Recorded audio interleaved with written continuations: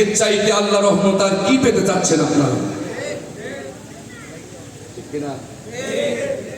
এর চাইতে আল্লাহর দয়া আর কি পেতে চাচ্ছেন? গোটা বাংলাদেশটাকে এই ফ্যাসিস্ট খুনি কারাগার বানিয়েছিলেন,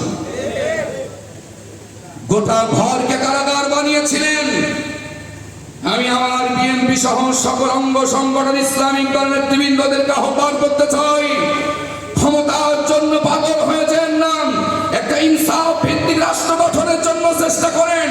আল্লাহ পাক বলতেন সূরা নাহলের 90 নম্বর আয়াতের ভিতরে, ইন্নাল্লাহা ইয়া'মুরু বিল আদল, নিশ্চয় আমি আল্লাহ তোমাদেরকে আদেশ দিচ্ছি তোমরা আদলের ব্যাপারে তোমরা সতর্ক হও।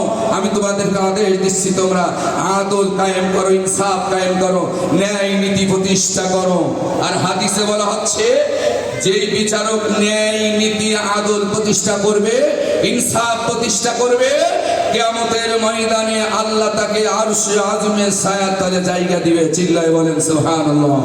আমরা এমন বিচারক নির্বাচন করতে চাই, আমরা এমন জাজমেন্ট নির্বাচন করতে চাই যে বিচারক ইনসাফ ভিত্তিক সমাজের পক্ষে রায় দিবে, ইনসাফ আদল কায়েম করবে, ন্যায়ের পক্ষে রায় দেবে, সত্য রায় দেবে, সঠিক রায় দিবে। এখনো যারা বিচারকের কাছে বসে আছে ওরা এখনো বিচার নেতার বানা করছে, সন্ত্রাসীরা মুক্তি পাচ্ছে, 23 খুনের মার্ডার মুক্তি পাচ্ছে। একটি মাযহাব ইসলাম, ইসলামী রাজনীতি করার কারণে এখনো পর্যন্ত তাকে মুক্তি দেওয়া হয় নাই। কারণ তিনি হচ্ছে কোরআনের রাজনীতি করেন, তিনি হচ্ছে কোরআনের দল করেন। বড় বড় সব খুনিরা সন্ত্রাসীরা জেল থেকে বেরিয়ে যাচ্ছে, কিন্তু অনেক আলেম আজও পর্যন্ত এখনো জেলখানার কারাগারে বসছে।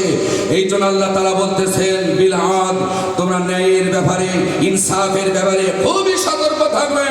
কারণ এটা আমি আল্লাহর পক্ষ থেকে তোমাদেরকে আদেশ দিচ্ছি। আমার দেশের কিছু হাজি আছে, আলেম আছে, কিছু হুজুর আছে, মুসল্লি আছে, নামাজ পড়ে, কিন্তু আদলের ব্যাপারে ইনসাফের ব্যাপারে আন্দোলন করে না, একটা সুন্দর সমাজ গঠনের জন্য আন্দোলন করে না। এরকম নামাজি আছে না? এই নামাজির নামাজ আল্লাহ দরবারে কবুল হবে। এবার আসেন রব্বুল আলামিন এক নম্বরে যে বিষয়টা নিষেধ করলেন, আমি সময় পাবো না, পরিবেশের কারণে আবহাওয়াটা আমাদের প্রতিকূলে চলে গেল। ও আবার আল্লাহর বান্দারা কান লাগান, তবে রহমত নাজিল হবে, মধ্যে মাঝে একটু বৃষ্টি পড়বে আপনাদের পরীক্ষার জন্য। প্রিয় আমার ইন্দ্রনগরবাসী, কান খাড়া করে শুনুন। এক নম্বর আদেশ দিল আদলের ব্যাপারে, ন্যায়ের ব্যাপারে, ইনসাফের ব্যাপারে। এবার এক নম্বর নিষেধ আল্লাহ তাআলা করতেছেন, ওয়ায়ানহা আনিল ফাহশা, অশ্লীলতা থেকে, বেহায়াপনা থেকে, ফাহিশা কাজ থেকে তোমরা দূরে থাকবা।